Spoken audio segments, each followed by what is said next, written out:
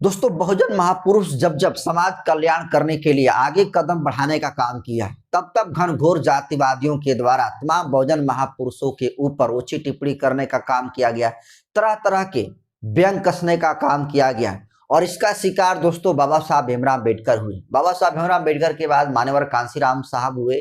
कांशीराम साहब के बाद बहन कुमारी मायावती जी हुई और अब इस दौर में भीम आर्मी के चीफ सह आजाद समाज पार्टी के राष्ट्रीय अध्यक्ष और नगीना के सांसद चंद्रशेखर आजाद की हो रहा है।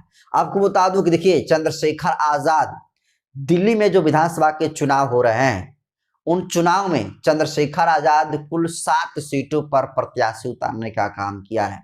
और चंद्रशेखर आजाद जैसे ही प्रत्याशी उतारते हैं, उसके बाद घनघोर जातिवादियों के द्वारा, सामंती सोच के लोगों के द्वारा चंद्रशेखर आजाद का अपमान करने का काम किया जाता है, उनका मजाक बनाने का काम किया जाता है। और दोस्तों, पूरी बात आपको बताऊंगा तो आप भी चौंक जाएंगे, लेकिन मैं आगे कुछ कहूं उससे पहले नए दर्शकों को अपना परिचय दे देता हूं।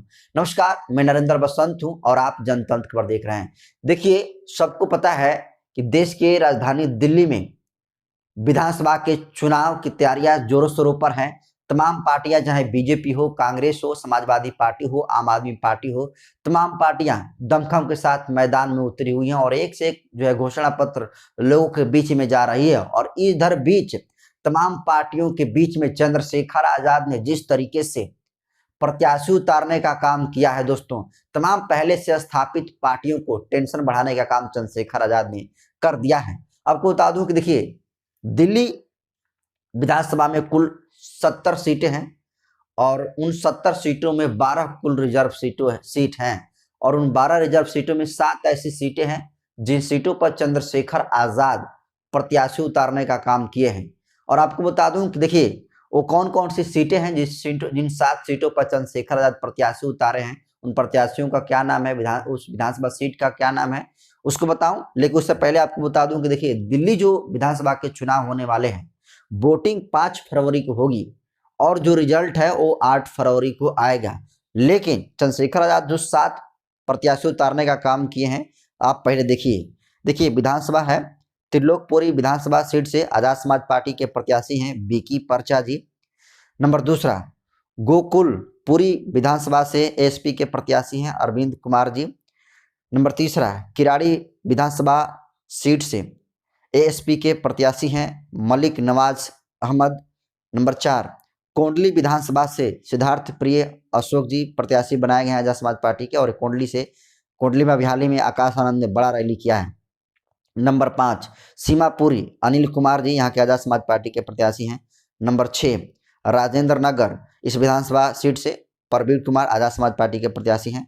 छतरपुर विधानसभा सीट से इस्लाम अली जो है आजाद समाज पार्टी के प्रत्याशी हैं। और दोस्तों देखिए, 7 प्रत्याशियों को उतारने का काम अब तक चंद्रशेखर आजाद ने किया है और इन 7 प्रत्याशियों में चंद्रशेखर आजाद ने दलित, मुस्लिम और ओबीसी समीकरण का ख्याल रखा है और सबको इन 7 सीटों में बराबरी का सम्मान देने का काम किया है। और दोस्तों, ये कहा जा रहा है कि देखिए, जिन 7 सीटों पर चंद्रशेखर आजाद उतारे हैं, 5 और सीटों पर चंद्रशेखर आजाद, यानी जितनी रिजर्व सीटें हैं उन तमाम रिजर्व सीटों पर चंद्रशेखर आजाद प्रत्याशी उतारने का ऐलान किया है। और देखिए, जैसे ही चंद्रशेखर आजाद ऐलान करते हैं और उनके समर्थन में रैली करना दिल्ली में शुरू करते हैं, तो बड़ी रैली को देखते हुए तमाम घनघोर जातिवादियों के पेट में ऐंठन उठने लगती है। और देखिए, इसको चंद्रशेखर आजाद को लेकर शुभम शुक्ला नाम का ये जो जातिवादी है लिखता है कि राजस्थान, हरियाणा और महाराष्ट्र में जमानत जब्त करवाने की अपार सफलता के बाद अब एक बार फिर दिल्ली विधानसभा चुनाव में सांसद चंद्रशेखर आजाद की पार्टी है। जरा सोचिए, ये जो शख्स है शुभम शुक्ला, ये कह रहा है कि चंद्रशेखर आजाद राजस्थान में चुनाव लड़े, हरियाणा और महाराष्ट्र में चुनाव लड़े और यहां पर उनकी जमानत जब्त हो गई। और इतने जगहों पर जमानत जब्त करवाने के बाद ये फिर से अपनी जमानत जब्त करवाने के लिए दिल्ली में चुनाव लड़ने के लिए उतर गए हैं। और देखिए, इसको लेकर एक आजाद समाज पार्टी के समर्थक कह सकते हैं और जबरदस्त शुभम शुक्ला को जवाब देने का काम किया है। देखिए, राजेश नाम के ट्विटर यूजर हैं और ये लिखते हैं कि इस बंदे ने अकेले मनवादियों की सुलगा रखी है, हार हम रहे हैं, तकलीफ हमें होनी चाहिए, दर्द ब्राह्मणों को हो रहा है। चिंता ना कर, ठुकता ये बंदा अपना मनोबल नहीं गिराएगा, तू तेरे बीजेपी का देख। दोस्तों, जो शुभम शुक्ला चंद्रशेखर आजाद को ये कह रहा है कि इनकी जमानत जब्त हो जाती है, शायद ये भूल रहा है कि चंद्रशेखर आजाद इस देश की सबसे बड़ी पंचायत पार्लियामेंट में बैठते हैं, मेंबर ऑफ पार्लियामेंट हैं। और रही बात चुनाव हारने और जीतने की, तो देखिए चंद्रशेखर आजाद ने महाराष्ट्र में चुनाव लड़ा, झारखंड में चुनाव लड़ा, हरियाणा में चुनाव लड़ा, और दोस्तों 2-4 ऐसी सीटें इन तमाम जगहों पर रही जिन सीटों पर पहले से स्थापित पार्टियों की तुलना में चंद्रशेखर आजाद ने सबसे ज्यादा वोट लाने का काम किया। और दोस्तों कई जगह तो ये भी देखा गया कि पार्टी शुरुआत दौर से ही कई राउंड में शुरुआती राउंड से ही आगे रही, चाहे बीजेपी हो, कांग्रेस हो, भारतीय जनता पार्टी हो, बहुजन समाज पार्टी हो, इन तमाम पार्टियों से आगे चंद्रशेखर आजाद की पार्टी आजाद समाज पार्टी रही। ये अलग बात है दोस्तों कि आजाद समाज पार्टी के एक भी विधायक नहीं है, लेकिन ये सच है कि देखिए चंद्रशेखर आजाद जहां कहीं भी चुनाव लड़ने का काम किया है वहां पर पहले से स्थापित पार्टियों की तुलना में अच्छे खासे वोट लाए हैं। और बहुत कई ऐसी सीटें हैं जहां पर सिर्फ 2000-3000 वोटों के अंतर से चंद्रशेखर आजाद के प्रत्याशी, आजाद समाज की जो पार्टी के प्रत्याशी हैं, वो चुनाव हार गए हैं। लेकिन सोचिए, इस देश का संविधान, इस देश में लोकतंत्र जिंदा है और कोई भी व्यक्ति कहीं से भी चुनाव लड़ सकता है। लेकिन जरा सोचिए, बहुजन समाज का कोई नेता चुनाव लड़ता है तो फिर उस पर आपत्तिजनक टिप्पणी करने का काम किया जाता है, और ये इसका शिकार चंद्रशेखर आजाद को भी बनाने का काम किया जा रहा है। और ये जिस तरीके से शुभम शुक्ला नाम का ये जो जातिवादी है वो लिख रहा है कि ये जमानत जब्त करवाने के लिए चंद्रशेखर आजाद मैदान में उतरे हुए हैं, तो दोस्तों देखिए ये लोग पहले से परसेप्शन सेट करते हैं कि पहले से ऐसा लिखेंगे बोलेंगे तो चंद्रशेखर आजाद का मनोबल टूटेगा और उनको भी लगेगा कि नहीं ये बात सही कर रहा है, चुनाव हम जीतने वाले नहीं हैं। जबकि दोस्तों यही सेम परसेप्शन नगीना में भी बनाया गया था। तमाम पहले से स्थापित पार्टियां थी, एक तरफ एनडीए गठबंधन था तो दूसरी तरफ इंडी गठबंधन था, और तमाम एनडीए और इंडी गठबंधन के बीच में चंद्रशेखर आजाद ने चुनाव लड़ा और पहले से स्थापित पार्टियों को धराशायी करके देश के सबसे बड़े पंचायत में बैठने का काम किया।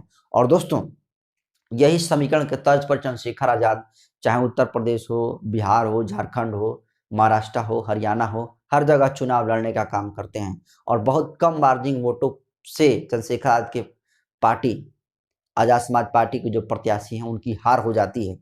तो इस देश में संविधान होते हुए भी जब बहुजन समाज का कोई बेटा चुनाव लड़ता है और जब घनघोर जातिवादियों को धूल चटाने के लिए तैयार हो जाता है तो फिर घनघोर जातिवादी जो है मनोबल गिराने के लिए कहते हैं कि ये जमानत जब्त कराने के लिए आ गया।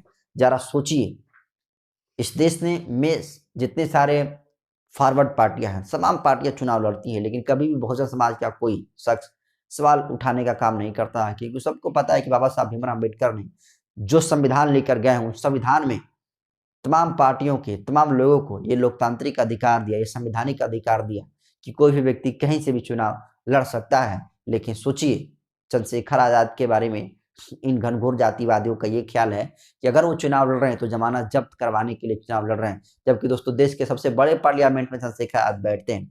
फिर भी अभी आज भी चंद्रशेखर आजाद इन लोगों की नज़र में जमानत जब्त करने वाले ही नजर आ रहे हैं। तो ऐसे सोच वालों के लिए दोस्तों आप क्या सोचते हैं, अपनी प्रतिक्रिया जरूर दीजिए। जिन 7 सीटों पर चंद्रशेखर आजाद प्रत्याशी उतारे हैं और 5 और सीट पर उम्मीदवार उतारने वाले हैं, कुल 12 जो है सीटें हैं जिन सीटों पर चंद्रशेखर आजाद प्रत्याशी उतारेंगे। क्योंकि देखिए उत्तर दिल्ली विधानसभा में कुल 70 सीटें हैं, 70 सीटों में 12 रिजर्व सीटें हैं, जिनमें से 12 के 12 सीटों पर चंद्रशेखर आजाद उम्मीदवार उतारेंगे और अभी उसमें से 7 सीटों पर प्रत्याशी उतारने का काम किया और 5 पर उतारने का दोस्तों चंद्रशेखर आजाद ने ऐलान कर दिया है। तो क्या लगता है इस बार चंद्रशेखर आजाद कितनी सीटें लाएंगे, या फिर हमेशा की तरह बहुत कम मार्जिन वोटों से इनकी हार होगी? आप चंद्रशेखर आजाद के बारे में क्या सोचते हैं? दिल्ली विधानसभा के चुनाव के बारे में आपका क्या ख्याल है? क्योंकि देखिए पहले से स्थापित पार्टियां मैदान में हैं, अरविंद केजरीवाल भी मैदान में है और दिल्ली विधानसभा में अरविंद केजरीवाल और समाजवादी पार्टी का गठबंधन हो चुका है।